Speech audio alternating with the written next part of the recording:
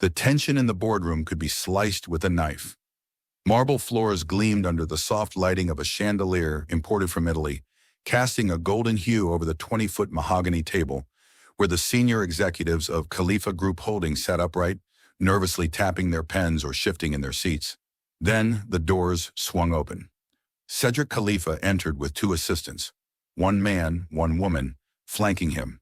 His bespoke charcoal suit sculpted his athletic frame, and his black loafers struck the floor in silent authority.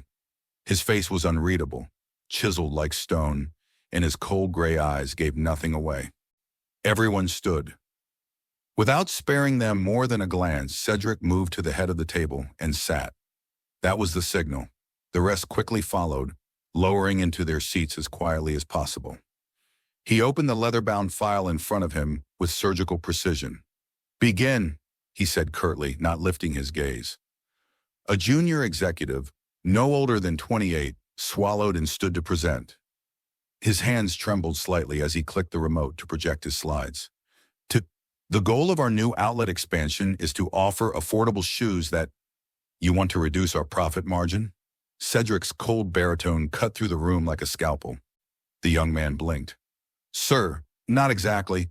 What I meant was, this company was built on integrity and quality," Cedric said, eyes never leaving the file. "My father didn't build Khalifa Group for mediocrity. If I don't see a better pitch on my desk by Tuesday at noon, you're out." The room went silent. The presenter's face paled, his mouth opening to protest. "But, may I finish?" Cedric had already stood, buttoning his suit jacket. Without another word, he exited the room, his assistants gliding behind him with unreadable expressions. The door closed quietly behind them, leaving the rest of the room in stunned silence. One of the senior managers let out a breath he didn't realize he'd been holding. Who does he think he is, humiliating people like that? A woman in a red sheath dress leaned back in her chair. "That's Cedric Khalifa, CEO and president of Khalifa Group Holdings. You're standing inside one of the top luxury real estate and retail conglomerates in Africa. He built half of it before 30. The junior executive scoffed and gathered his materials in silence. He knew who Cedric was. It was rhetorical. Back in his private office on the top floor of the Khalifa Tower in Banana Island, Cedric Khalifa sat with his gaze fixed on a report projected on the glass wall behind his desk. The skyline of Lagos shimmered beyond the window, the city pulsing with wealth and ambition. His mood, however, was dark. Mr. James, his long-trusted legal advisor, entered the office with another executive. "We've discovered an issue with one of our legacy accounts," James said gravely. Cedric's voice was calm, but the steel in it was unmistakable. "Who?" "The Carter Group," James replied. "Your father loaned them a significant amount when he was alive. Originally $5 million, which later became 10. The issue has quietly dragged for years, but now it's eating into our budget. Their refusal to repay has finally started impacting us, particularly in advertising and growth." Cedric stood slowly, his jaw clenching as he walked over to the wall display and tapped to enlarge the financial reports. "Are you telling me I'm just finding out that a minor retail company my father once supported is responsible for a 20% drop in our numbers?" The two men exchanged glances. "We tried to open talks," the second executive said. "They won't respond. We've been stonewalled." "Unacceptable," Cedric growled.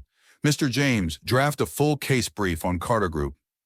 I want all financial records, terms of the loan, property holdings, everything. If they're posing a threat, I'll handle them personally." "Yes, sir," James said with a respectful nod. Cedric paused. "You've worked for this company longer than I've been CEO. You probably know more about my father's dealings than anyone. What's your take, Mr. James?" A man in his 40s with silver in his hair and tired wisdom in his eyes hesitated. "Your father trusted easily, sometimes too easily. He had a close friendship with Gregory Carter, the original owner of Carter Group. It wasn't a formal investment, more of a personal favor. But there were documents, binding ones." Cedric's eyes narrowed. "Then I'll bind them with it." Later that evening, Cedric was at his Banana Island penthouse. A sleek, modern haven of glass, slate, and art, it offered the best views of the Lagos coastline. But he didn't notice. His mind was buried in spreadsheets and legal reviews, files sprawled across the dining table. "Oh," a knock echoed. "Come in," he said. His executive assistant, Tanya, entered, late 20s, sharply dressed in a tailored navy dress, and always calm under pressure. She carried a tablet and a planner. "You have a charity event to attend this evening," she said gently. "It's hosted by the governor's wife. You're expected." Cedric sighed. "Right. Have the driver bring the car around. I'll change and leave in 20 minutes. Tanya nodded. "Yes, sir." As she left, Cedric moved to the floor-to-ceiling window. Lagos stretched out before him, vibrant, ruthless, unforgiving. Just like him, he'd clawed his way up through blood, sweat, and betrayal. The Carter debt wasn't just money, it was a legacy threat. And he was done letting sentiment ruin his empire. If they couldn't repay, then they'd pay in other ways. He stared down at the twinkling lights of the city and whispered, "If the daughter is their most valuable asset, then I'll take her instead." The city lights of Lagos glowed below like embers in a fire. But inside Cedric Khalifa's private conference lounge, the air was icy with tension. The low hum of the air conditioner was the only sound as Mr. James, the seasoned legal advisor of Khalifa Group, handed over a neatly packed folder. "I assume everything's been sorted?" Cedric asked without looking up, his voice cool but firm. "Yes, Mr. Khalifa," Mr. James confirmed. Cedric finally glanced up, gray eyes narrowing as he flipped open the file with sharp precision. Pages rustled under his fingers as he scanned line after line of data, contracts, and charts. It's good to know you take your work seriously," he muttered. "Now, any viable ideas on how we'll recover this absurd $10 million? Mr. James cleared his throat. "Sir, with all due respect, the Cater family is financially strangled. Their company's sales are declining steadily, and their spending on personal matters has not been conservative. Based on current projections, we won't recover even a fraction of our funds, now or years from now." Cedric snapped the file shut. "So what are you suggesting? That we just write it off as a loss? Let our most promising competitors leech off my father's generosity and walk away untouched?" The tension in Mr. James's shoulders was visible. "Sir, I'm not saying we give up," he replied cautiously. "Only that traditional financial recovery may no longer be our strongest option." Cedric's eyes narrowed further. "Then what do you propose?" Mr. James hesitated. "We might have to consider non-monetary compensation, strategic alliance, bonding of sorts." Cedric leaned back slowly, intrigued. "Be specific." "Well," James began, his voice quieter now, "Mr. Cater has 2 daughters. When kingdoms faced financial ruin centuries ago, they forged peace through marriage, strengthening political and economic alliances. It wasn't about affection, it was strategy. A bride in exchange for power." Cedric stared at him unfazed. "You're suggesting I marry one of Cater's daughters?" Mr. James gave a small nod. "The younger one is still in senior school, but the elder, Lumina, is well known in social and media circles. She's attractive, educated, carries herself with poise, and is a constant feature in the Lagos society pages. A union with her would not only boost your public image, but also link you directly to the Cater enterprise. Her eventual inheritance would include shares of the company, possibly enough to offset the debt. You could restructure or dissolve it entirely." There was a long silence. Cedric tapped the edge of the folder. "So you're proposing that I take a wife in place of 10 million naira, gain partial ownership of a once thriving company, and save myself years of legal warfare?" Mr. James nodded again. "It's bold, sir, but it checks all the boxes." "And you believe they'll agree to this?" Cedric questioned, voice cold but unreadable. "If they're sane and pragmatic, yes," James replied. "Mr. Cater has run out of time and options." Cedric stood slowly, his decision already forming. "Set a meeting. I want it arranged before the week's end." "Well done, Mr. James." 3 days later, inside a private conference suite at the Echo Towers office complex, Cedric waited. The large room was designed for power negotiations. Dark walnut walls, black marble floors, and panoramic views of Lagos Island. The meeting was private. No assistants, no legal teams. Just two CEOs and a file that weighed heavier than gold. Opposite Cedric sat Gregory Cater, the founder and CEO of Cater Retail. In his early 60s, he carried the tired weight of a man who had gambled on his legacy and lost. His graying hair was neatly brushed back, his checkered navy suit ironed to perfection, but there was a tremble in his hands that betrayed him. "I assume you're aware of the reason I requested this meeting," Cedric said, voice crisp and without any warmth. Mr. Cater offered a half-smile. "I may have an idea. Then you know your company owes mine 10 million naira. Add interest, and that figure balloons far beyond what your current valuation can cover." Cedric slid the file across the table. Gregory opened it. Familiar figures. Familiar dread. "My company is fragile," he admitted. "You've seen our financials. I can't repay that money, at least not in the time frame you're demanding." Cedric tilted his head. "You've had over a decade. I'd say I've been generous enough." Mr. Cater looked up with pleading eyes. "Please, Cedric. Your father and I had a personal relationship.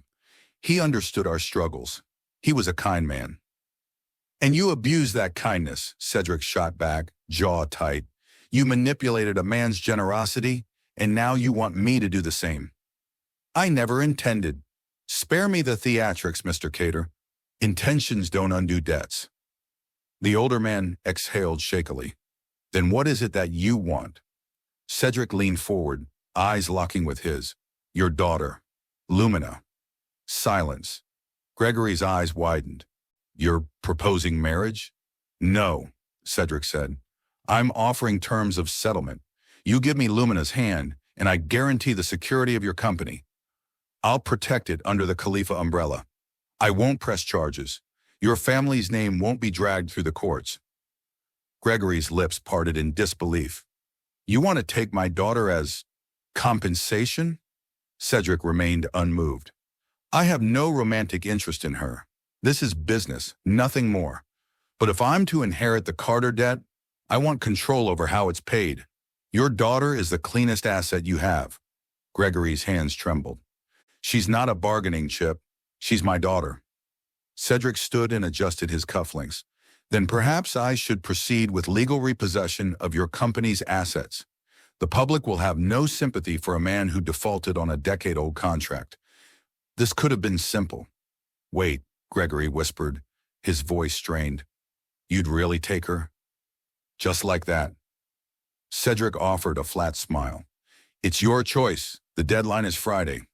After that, my lawyer's file." He extended his hand. Gregory didn't take it. Instead, he looked away, heart thudding with dread and shame. He loved his daughter more than anything in the world. But he also loved the company, his life's work. He hated being in this position. Hated that Cedric Khalifa had all the power. Hated the idea of sacrificing one to save the other. But deep down, he knew. There was no other option. The air around the cliffside was dry and blistering, but Lumina Cater barely noticed. Her body clung to the harness line, muscles tight with tension, sweat streaking down her face. With a final leap, she swung down from the rock face, boots kicking against the rough surface until her feet landed on the dust-covered ledge. Breathing heavily, she reached up and tugged her climbing helmet off, releasing a cascade of caramel-brown curls matted at the roots from the midday heat. She wiped her gloved hands across her brow and checked her position before the sharp buzz of her phone broke the stillness.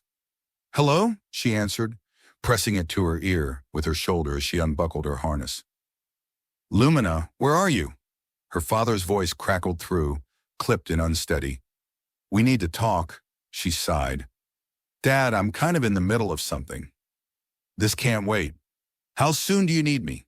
"As fast as possible." "Please, Lumi." His use of the old nickname caught her off guard. There was an unfamiliar weight in his tone, tired, defeated, hollow. Her brows furrowed. "Okay, I'll be there soon." By the time Lumina walked into the Cater Group headquarters, The late afternoon sun painted the Lagos skyline gold. Her heels clicked confidently against the polished floors. She was dressed in slim blue jeans, a white chiffon blouse, and her signature nude stiletto pumps.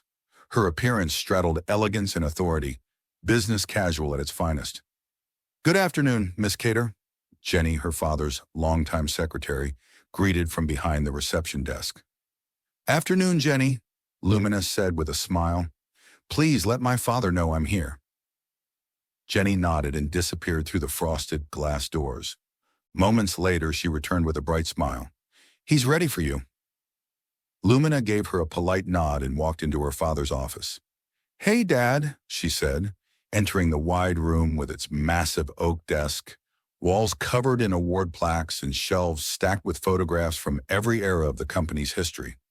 He looked up from a pile of documents, his face pale and drawn. She walked over and gave him a warm hug before settling into the seat opposite him. "I needed you here yesterday," he said, trying to keep his voice level.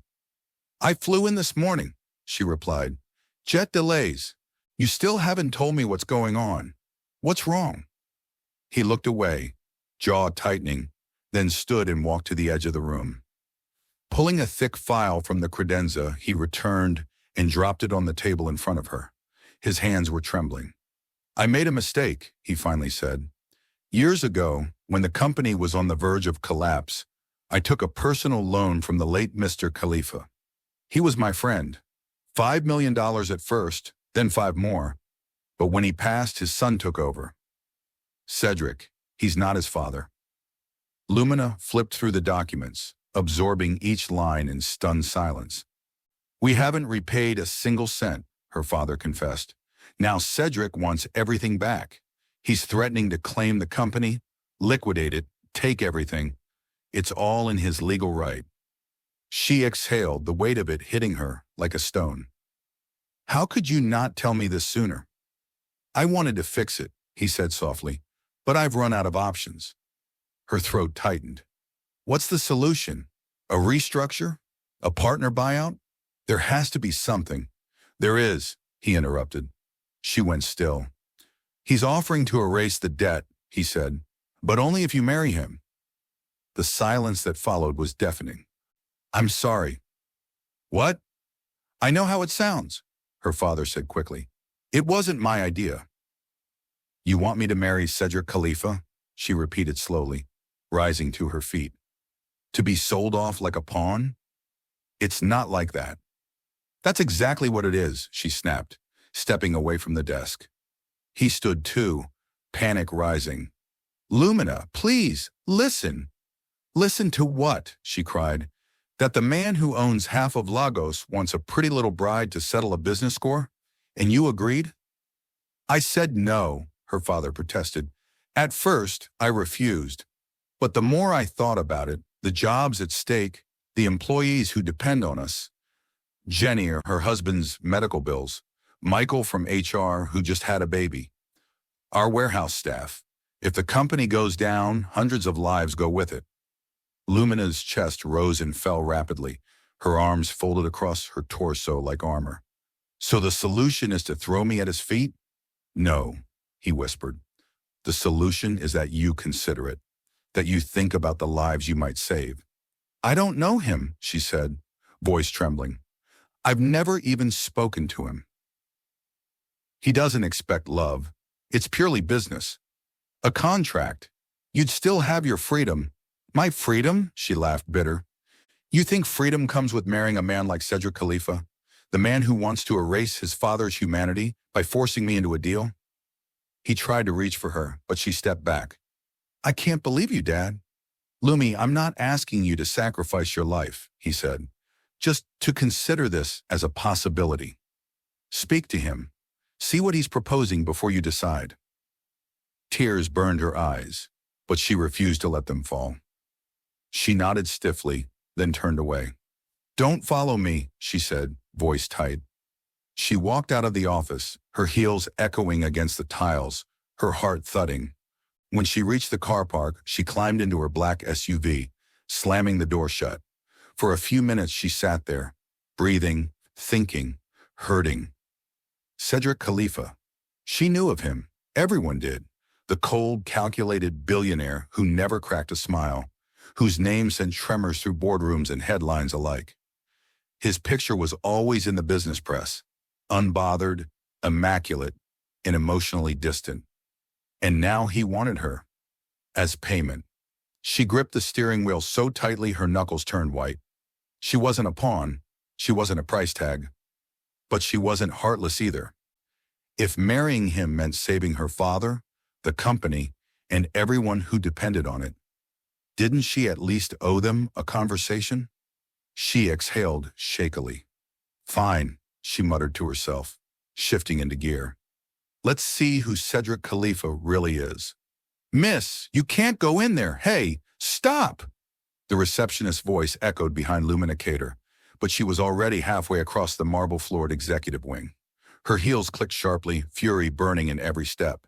She'd heard enough. She wasn't going to sit idly by while some arrogant CEO treated her life like a pawn in a business game. I said you can't go in, the woman tried again, attempting to catch up. Lumina ignored her. With a single aggressive push, she flung open the grand office doors, causing them to slam against the wall with a loud thud.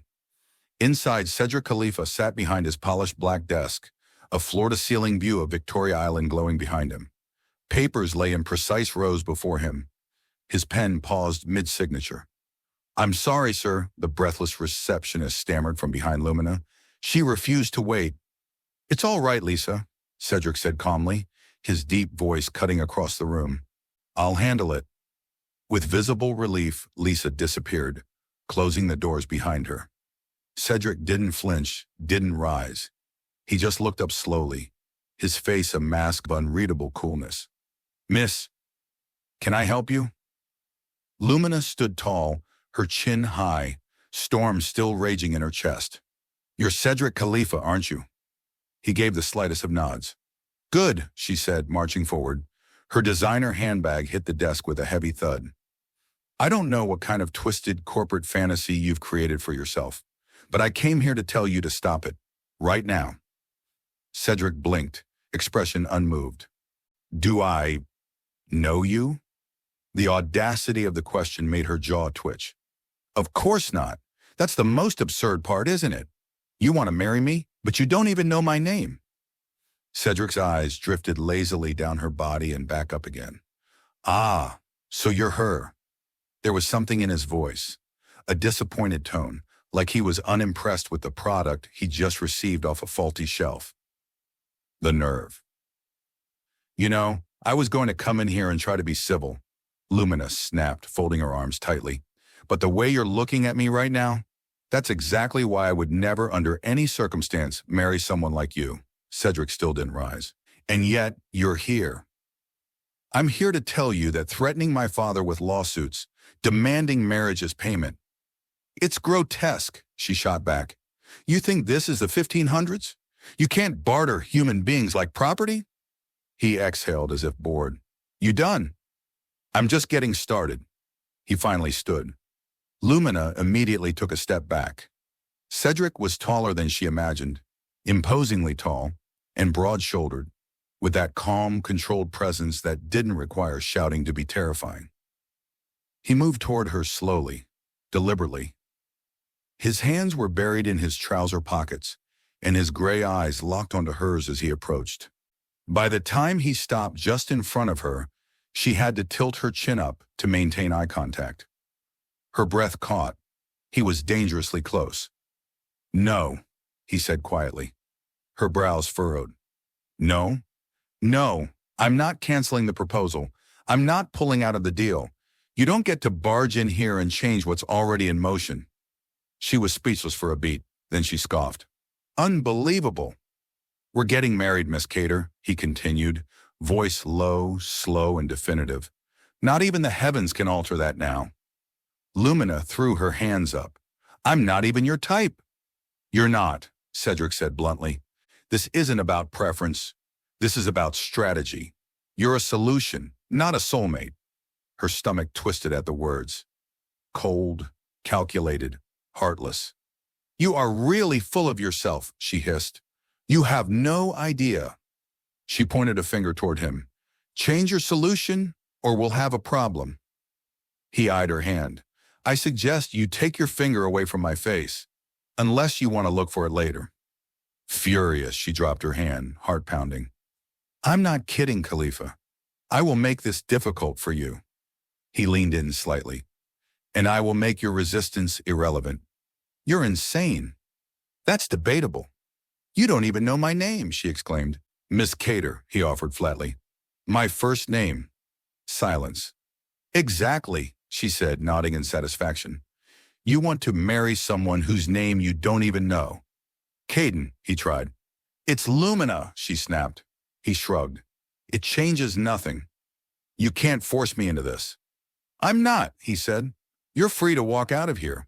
Of course, the lawsuits will hit your father's company before you reach the elevator. Her eyes widened. That's low, even for you. And yet it's effective. She turned to leave, adrenaline rushing, when suddenly a velvet voice echoed behind her. One more thing, Cedric said. Since you're already here, let's make it official. Excuse me? James? From the shadows, Mr. James stepped forward. She hadn't even noticed him in the room. He handed Cedric a small black box. Cedric opened it slowly to reveal a diamond ring glinting under the overhead lights. Her jaw dropped. What is wrong with you?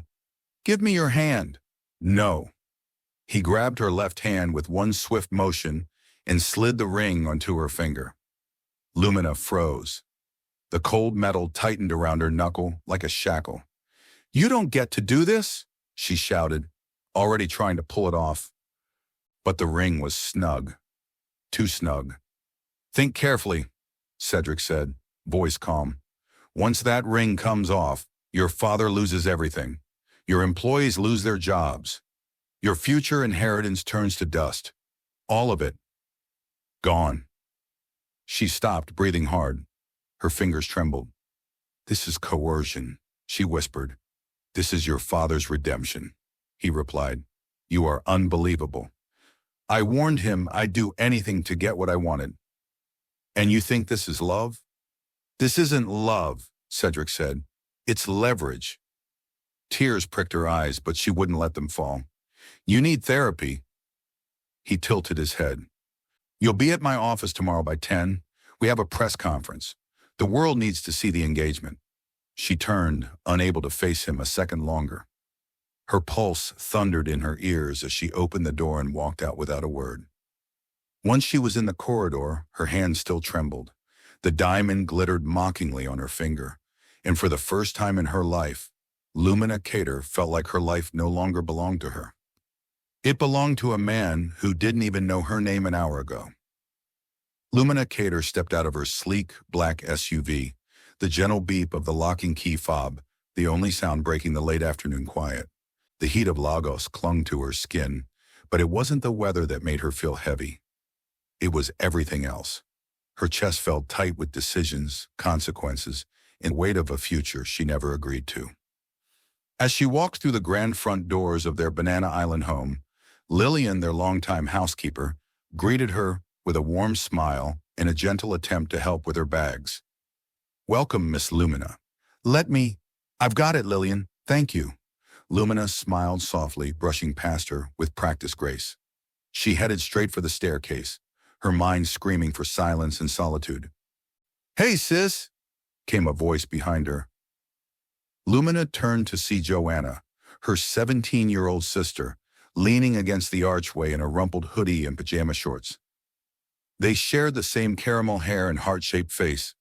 People often mistook them for twins, but right now there was no trace of mischief or humor in Joanna's expression, just quiet concern. Before Lumina could respond, their mother appeared from the hallway, eyes already glassy, and their father stepped out behind her, face drawn and weary. That told her everything. They knew. Lumina, her mother whispered, walking up and clasping her daughter's hands. How are you feeling, honey? Lumina didn't answer.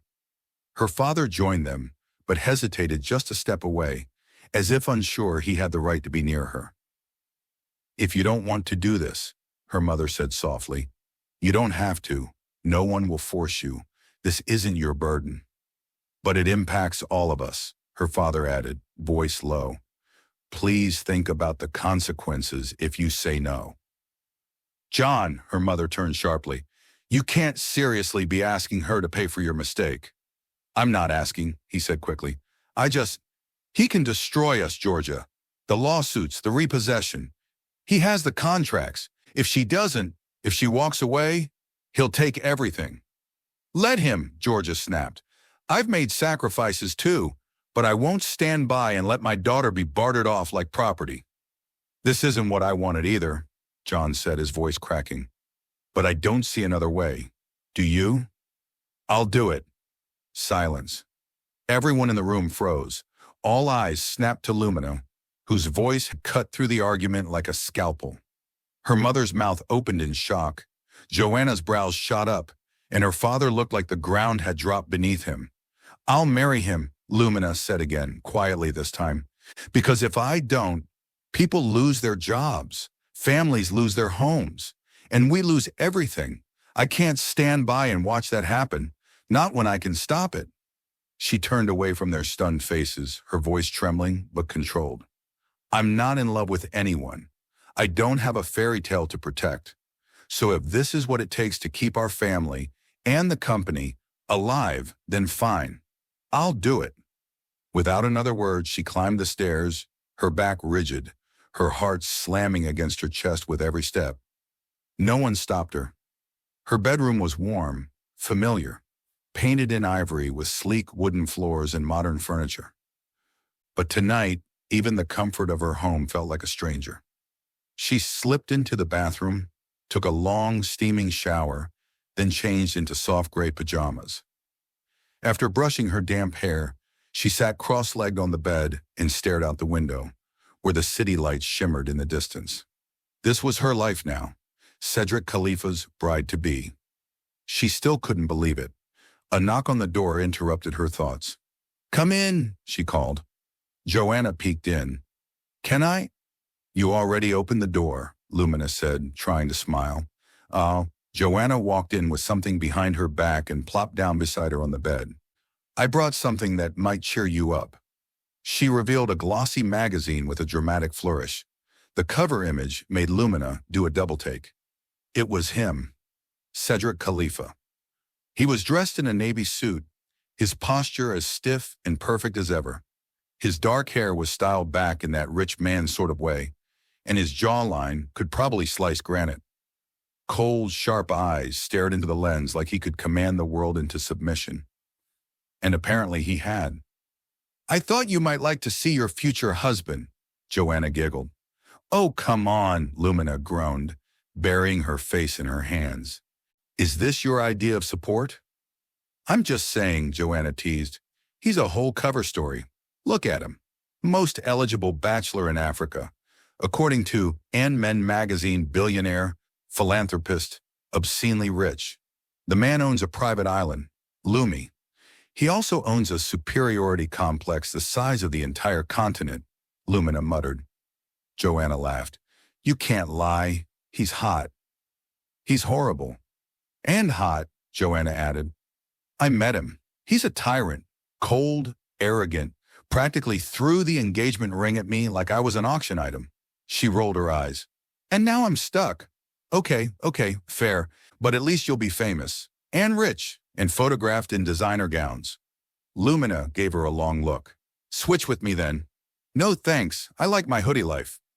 Joanna stood and stretched. Anyway, I call dibs on maid of honor. Don't care who else gets chosen. Lumina shook her head, lips quirking. Deal. Joanna walked to the door, then paused. You'll be okay. You always are. Good night, Joe. Night. She left with a wink. Lumina stared at the magazine beside her. Cedric's face stared back, smug and flawless. She picked it up and narrowed her eyes.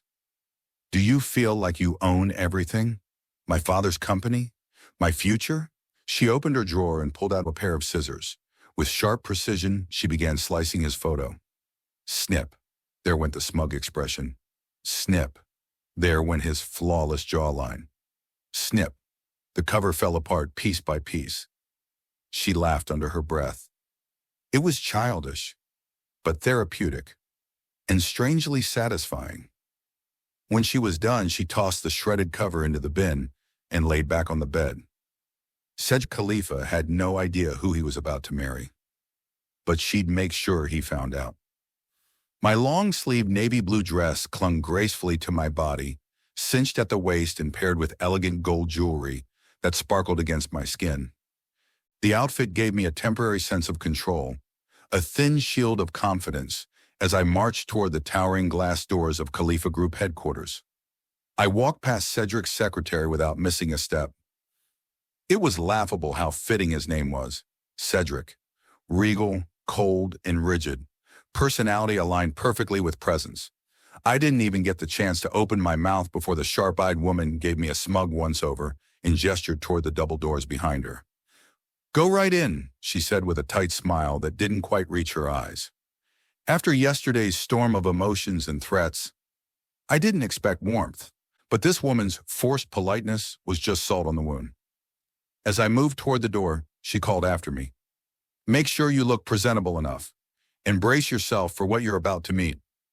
I froze, my brows furrowed. What I'm about to meet? Her tone was cryptic, almost amused. But before I could respond or ask for clarification, she reached past me, turned the handle, and with a hand at the small of my back, nudged me inside. The moment I stepped through the doors, I stopped dead in my tracks. Bright flashes exploded before my eyes. Dozens of camera shutters clicked. Lights blinked across the room in a blinding pattern. Journalists called out questions. Boom mics dangled overhead. I stood frozen, blinking into the chaos, trying to make sense of the ambush. What the hell? My mind scrambled to make sense of the scene. This was a press conference. Of that I was sure. But I wasn't supposed to be on display like this. Not so soon. Not like this. He'd mentioned the press. Vaguely, coldly. But I thought it was just posturing. Something down the line. I didn't think he meant today. And definitely not without telling me first. The crowd pressed in, shouting questions I couldn't quite make out through the haze. "Miss Cater, how long have you two been engaged? Is this a merger or a love story? Will there be a prenup? How did he propose? Can we see the ring?" My pulse thundered in my ears. My chest tightened. I scanned the room frantically. Where the hell is Cedric? And then, as if summoned by my panic, a warm hand slipped around my waist. I flinched. The grip was firm but measured, possessive but practiced. Before I could even step away, the voice I'd come to loathe sounded calmly beside me. "Smile for the cameras, Lumina." Cedric Khalifa. He looked as polished as the cover of the magazine my sister had left on my bed. Tailored charcoal suit, immaculate white shirt, a sapphire pocket square matching the coldness of his eyes. His expression was poised, perfectly rehearsed. Meanwhile, I stood beside him, panicked, caught off guard, and humiliated. He leaned in ever so slightly, speaking through clenched teeth. "You're late. I wasn't told it would be today," I hissed, barely moving my lips. "You were told it would be soon," he replied smoothly. "And today is soon." My jaw clenched as another round of flashbulbs erupted. "Smile," he said again, tightening his grip slightly. I turned my face toward the cameras, managing something halfway between a polite grimace and a strained smile. Internally, I screamed. "This is Lumina Cater," Cedric announced to the room, his voice calm and commanding. "My fiancé." The reporters erupted. More questions flew. I barely registered them. Fiancé. The word clung to my skin like barbed wire. I hadn't agreed to this. Not the timing, not the announcement, not the invasion of my privacy. And yet, here I was, posed, painted, and paraded like the prize in a power game I never agreed to play. Out of the corner of my eye, I noticed a massive screen displaying the Khalifa Group logo and a breaking headline underneath. Cedric Khalifa announces engagement to Lumina Cater merger or marriage. My heart sank. I'd become a headline. The applause faded. The cameras stopped flashing. The room, once a hurricane of voices and movement, slowly began to empty. And I? I was still frozen in place. My fingers itched to rip the diamond ring off my finger. My heels suddenly felt too tight, the fabric of my dress too suffocating. My skin crawled under the artificial light and the weight of every flashbulb that had just captured the perfect couple. Cedric Khalifa stood beside me like nothing had happened, like he hadn't just shattered the boundary of my life, like I was nothing but another business acquisition that now came with public relations benefits. When the last journalist exited, his hand finally left my waist. I turned to him slowly. "I'm going to assume that you've completely lost your mind." He raised an eyebrow, his tone still maddeningly calm. "That's the first thing you want to say?" "You ambushed me," I seethed, following him as he strolled casually back toward his office, like we hadn't just declared a global engagement. "You're overreacting." "Over?" I laughed, sharp and humorless.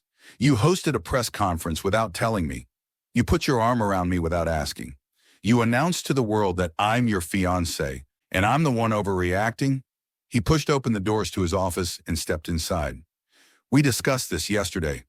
"No, we didn't," I said, slamming the door behind us. "You told me to show up today. You didn't say there'd be cameras and microphones shoved in my face. You didn't say I'd be a glorified prop for your precious company image." Cedric walked over to the bar cart near the window, poured himself a glass of sparkling water, and took a slow sip. It was like arguing with a sculpture, elegant, immovable, and soulless. "You're not a prop," he said finally. "Oh, I'm so relieved," I snapped. "Just a pawn, much more sophisticated." "You agreed to the marriage." "I didn't agree to be paraded like a trophy before I even had time to breathe." He placed the glass down carefully. "The press conference was necessary. Our stocks surged within the first 15 minutes. The announcement is already trending. Investors are reacting positively." "You know what's not reacting positively?" I stepped forward, voice trembling. "Me." For a moment, silence hung between us like a charged wire. Cedric looked at me, his gray eyes unreadable. Then he walked slowly toward his desk and sat down, folding his hands together. "I don't have time for emotional outbursts, Lumina." I flinched. "Then you shouldn't have dragged an unwilling woman into your PR stunt." He looked up, something flickering briefly in his eyes. "You think this is about PR?" "I think this is about control," I shot back. "You don't know me. You've never asked me a single thing about who I am or what I want. But you've made decisions for me as if I were some kind of property." His jaw tightened. That hit something. "I'm not your father," he said suddenly, voice low. I blinked. "What?" "You're angry. Rightfully. But don't project your father's desperation onto me.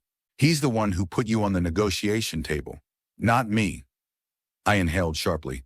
"You manipulated the terms." "I used what I was given," he interrupted. "I didn't create the situation. I exploited it." He stood again, slower this time. The full height of him towered over me, but I didn't back down. His next words came softer, more bitter. "I learned the hard way that hesitation costs everything. My father gave money out of goodwill. He trusted people blindly, and when he died, those people turned their backs. They pretended the debt didn't exist." I saw something flicker behind his eyes. Pain, regret, loss. But it was gone in a blink. "So now you're cold," I said. "You'd rather be ruthless than feel disappointed again." He didn't deny it. "You're wrong about one thing," I added, stepping closer. "You did create the situation. You turned it into a business deal. You chose to force a stranger into your world. You chose this." Cedric looked down at me, and this time, he didn't speak. Just silence. A long, weighted silence. Finally, he turned away, walked to the window, and said, "You handled the press well." I almost laughed. "You think that was me at my best?" "I think," he said slowly, "you're stronger than you realize, and smarter than most of the women who've tried to play this game." I raised a brow. "Was that a compliment?" "A rare one," he replied. I crossed my arms. "So what now?" He faced me. "Now we start planning the engagement party. We'll make it official in every social circle. Public acceptance is half the battle. And what about private acceptance? I asked. He was quiet again. Too quiet. This isn't personal, he finally said. Don't expect romance. Don't expect affection. What I can promise is security. For your family, your name, and your future. And in return, I asked bitterly, you smile. You show up. You play the part. I clenched my fists. And when does Lumina get to speak? Or feel? Or breathe? He didn't answer. I walked toward the door. You're right, Cedric. You're not my father, but you're something else entirely. He raised a brow. You're a man who's mastered the art of not being human. And with that, I left. The next 48 hours moved like a tidal wave. My name was everywhere. News outlets, blog posts, Twitter trends, celebrity gossip pages. Lumina Cater, from retail heiress to billionaire bride. Pictures of me in that navy blue dress were splashed across timelines and tabloids like I was royalty reborn. The world had decided who I was. I didn't even get to vote. Lumina, smile just a little softer. Chin up. That's it, the photographer instructed. Click, click, click. I sat on the pristine white set of a luxury fashion magazine, dressed in a couture gown worth more than a year's rent. Pretending to be calm and composed while inside, I was a whirlwind of disbelief. This was Cedric's world. Structured, ruthless, curated to perfection. He wasn't at the shoot, of course. He didn't need to be. He had people. Image specialists, wardrobe consultants, stylists, all instructed to make sure Cedric Khalifa's bride projected elegance, dignity, and a hint of unobtainable mystery. By the time the shoot wrapped up, my feet ached, my smile was brittle, and all I wanted was to crawl into bed and forget the circus. But that wasn't the life I had anymore. Back at the Khalifa Tower, I was escorted into Cedric's penthouse-level executive suite, where his assistant Tanya motioned me toward the glass conference room. He's waiting for you, she said smoothly, before returning to her laptop. I stepped inside and found him seated at the head of the long table, sleeves rolled up, staring at a projection of financial graphs and media impressions. The skyline behind him blazed with Lagos's evening light. You've been busy, I said, taking the seat opposite. He didn't look up. So have you. That magazine shoot should help silence the whispers. Whispers like, I'm a gold digger? Or a public stunt? He finally looked at me, eyes unreadable. Both. I narrowed mine. You really know how to make a girl feel special. I'm not trying to. You're succeeding. He leaned back in his chair, studying me with a mixture of analysis and mild amusement. You did well today. Don't pretend like you care. I care about results, he replied smoothly. You gave me what I needed. The words stung more than I expected. I should have been used to it by now, but something about the way he said it, so flat, so cold, it made my chest tighten. Why are you like this? I asked quietly. He didn't flinch. Like what? Detached, controlled, like nothing touches you. There was a flicker in his expression, so quick I nearly missed it. Because when you let something touch you, it can rip you apart. He stood up and walked toward the window, hands in his pockets.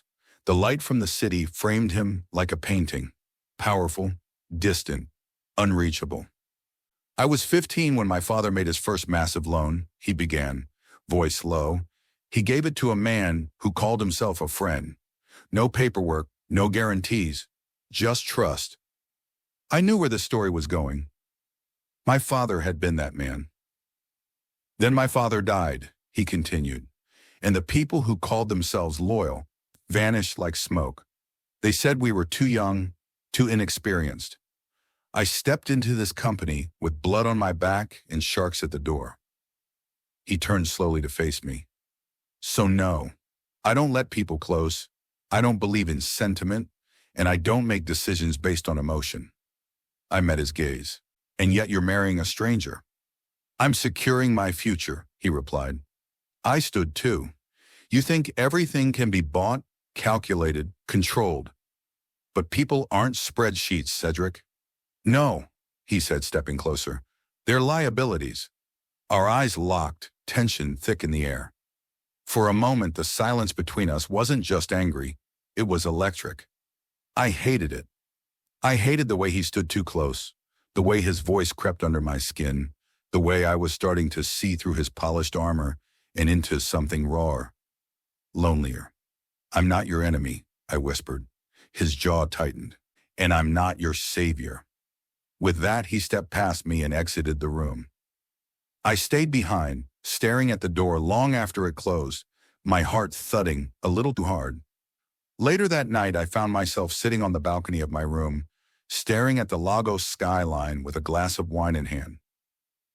I'd barely had time to think, to feel the entire world knew my name now, but no one knew me, not the real me. Not Lumina Cater, who loved rock climbing, who laughed loudly at bad puns, who used to dream of designing retail spaces instead of inheriting them. That girl felt far away now. The door creaked open, and I turned slightly. Joanna slipped in, barefoot and in her oversized hoodie again. "Can I?" she asked, motioning to the chair beside me. I nodded. She sat quietly for a moment, then said, "You look beautiful today." I smiled faintly. "You saw the shoot?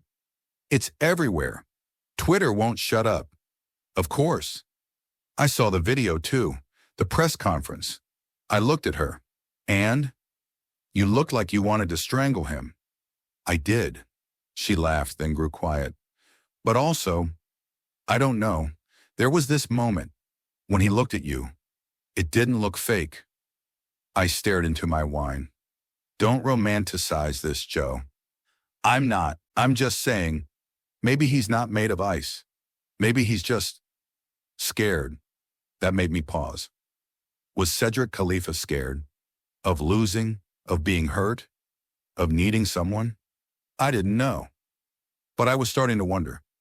Wedding gown, veil, fresh white roses, glossy lipstick, pearls around my neck. I looked into the full-length mirror and barely recognized myself. The woman staring back at me was flawless, on the outside. She wore elegance like armor, her posture regal, her face composed. But her eyes? They betrayed everything. Behind the lashes and perfectly contoured cheeks was a storm. A sigh escaped me as I lowered my gaze, the realization hitting hard. This was really happening. I was getting married to Cedric Khalifa. Despite all my attempts to avoid it, despite my determination to win, despite screaming at him, "Screw you, Cedric," before storming out of his luxury car and swearing I'd fix everything my way. I had tried. God knows I had tried. I'd called in every favor, met with 2 banks, spoke to a private investor, even considered selling off a piece of my own inheritance. But everywhere I turned, I hit walls. Khalifa Group's shadow loomed too large. Investors got cold feet the moment Cedric's name came up. Rumors whispered through the business world like wildfire. "Don't support the Carters. Cedric's got legal firepower coming." And then, the final blow. My father's company was shut down. Just like that. One bank letter. One official seal. The same building I had visited since I was 5. Gone. My heart hadn't broken right away. No, it had held on, because I still believed there had to be another way. But then, I saw my father, the man who used to carry me on his shoulders through department store aisles, now sitting at the dining table with his face in his hands, unable to meet my eye, the plea in his voice, the shame in his silence. That was the moment my spirit cracked. To him, this marriage was the easiest escape, the lesser evil. Marrying me off to the devil was better than dragging the entire family through a public lawsuit. Better than letting Norman Enterprises, no, Khalifa Group, crush our legacy into dust. Cedric hadn't backed down either.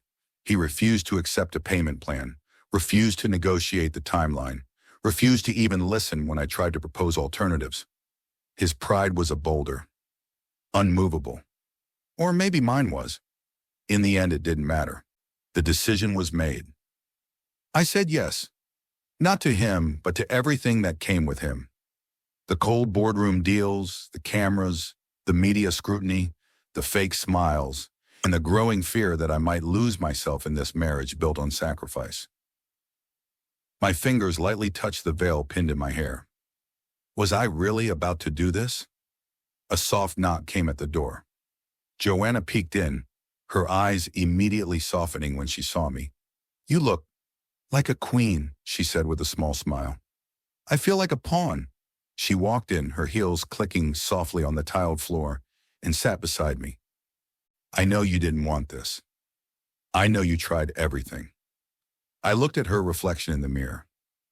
"So why does it feel like I failed?" "Because you're not used to surrendering," she replied gently. "But this isn't a failure. It's a choice, and you're doing it for all of us." I didn't reply. My throat tightened. Joanna reached into her bag and pulled out a small velvet pouch. "Here," she said, handing it to me. I opened it and gasped softly. Inside was a thin, delicate bracelet, the one our mother used to wear every Sunday when we were little. It shimmered faintly with tiny golden charms. "She said you should wear it," Joanna said. "So a part of her walks you down the aisle too." Tears burned behind my eyes. "Thank you," I whispered, hugging her tightly. She pulled back. "Cedric's waiting." Of course he was. Always composed, always in control. But he didn't know the woman walking down that aisle wasn't the girl who cried over magazines or cut his face out in childish rage. She was someone new. And maybe, just maybe, that would make all the difference. The chapel was drenched in soft white lilies and golden light. Crystal chandeliers cast a dreamlike shimmer across the marble floor, and the scent of roses hovered in the air like whispered secrets. The music began, slow, sweeping strings, and all eyes turned to the entrance, to me. I clutched my bouquet tightly, each step forward feeling heavier than the last. The room was filled with Lagos's most elite, politicians, business moguls, magazine editors. Everyone who mattered in society sat under one roof to witness a merger disguised as a marriage. My marriage. At the end of the aisle stood Cedric Khalifa. He was every bit the image the world adored, towering, poised, dark hair slicked back, his suit tailored to perfection. His eyes, however, were unreadable. I walked slowly, determinedly, as if heading into battle. As I stepped onto the white runner, my eyes flicked to the crowd. My mother dabbed her eyes with a handkerchief, while Joanna gave me a subtle thumbs up. My father couldn't even look at me. By the time I reached the altar, Cedric stepped forward and held out his hand.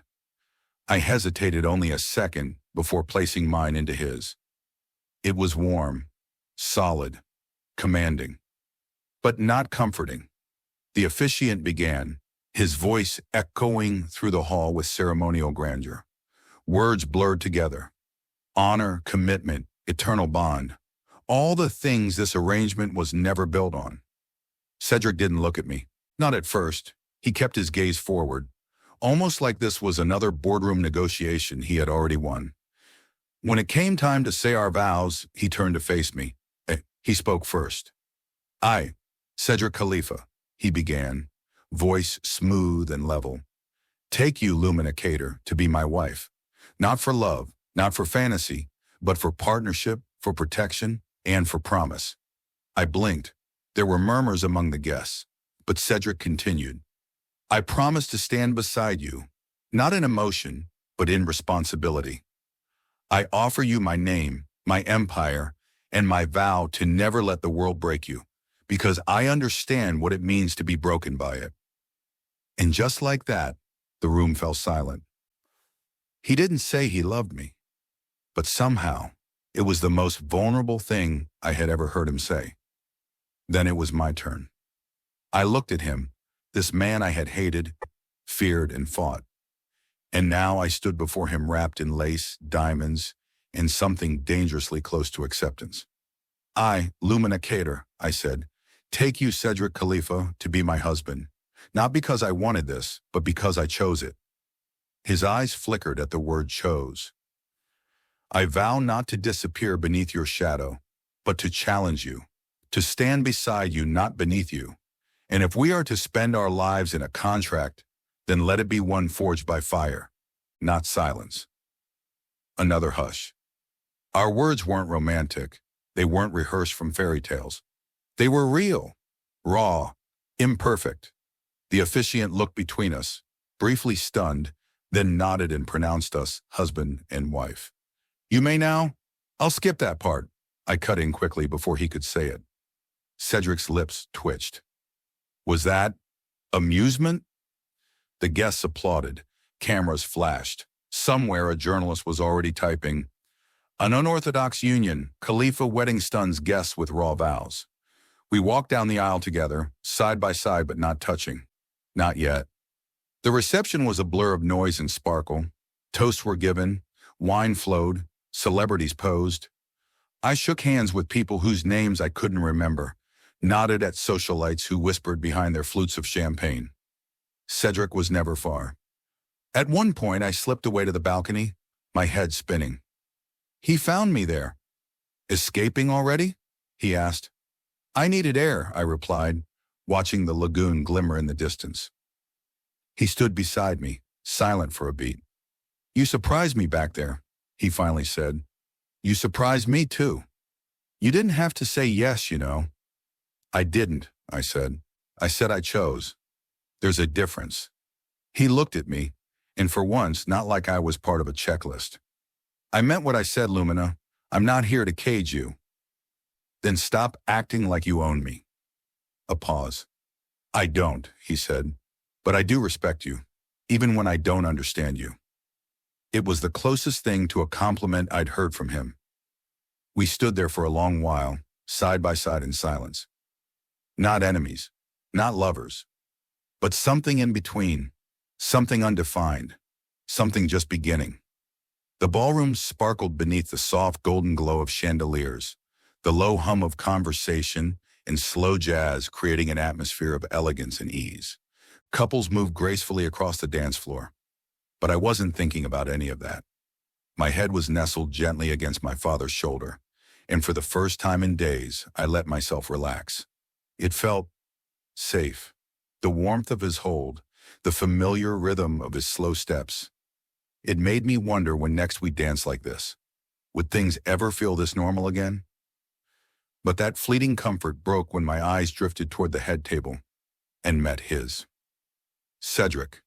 He sat like royalty, one hand on the armrest, posture effortless, expression unreadable, except for his eyes. For one brief moment, they locked onto mine. A beat passed before he rolled them, subtle, amused, and looked away. I smirked. Cute. Another turn on the dance floor, and again our eyes met. He didn't smirk this time. He didn't look away either. Something about having that effect on Cedric Khalifa made me straighten my shoulders. I had the first card, and I wasn't about to ignore it. One more slow spin, and suddenly he was up, walking toward us. I lifted my head from Dad's chest as Cedric drew closer, cutting through the room like a storm dressed in a three-piece suit.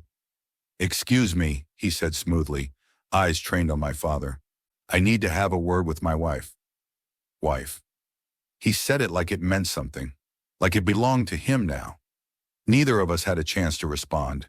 His hand found mine, warm, firm, certain, and without missing a beat, he led me off the dance floor, out of the hall, and down a quiet hallway until we were alone in a side room. The music faded behind us. The door clicked shut. He let go of my hand and turned to face me, arms folded now, jaw tight, but not angry. Amused, maybe. I wasn't upset either. I was too entertained. This was fun.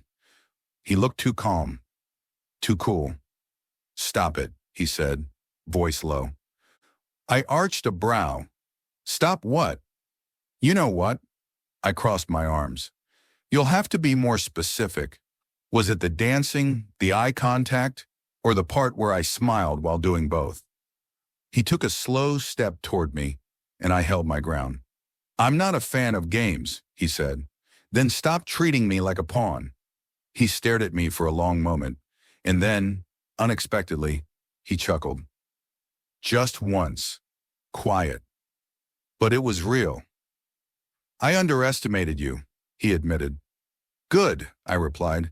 Maybe next time, don't assume I'll be docile just because I said yes. His eyes glinted. Noted. Silence stretched between us. And yet it didn't feel cold. It felt electric, dangerous, alive. I looked at him, really looked at him.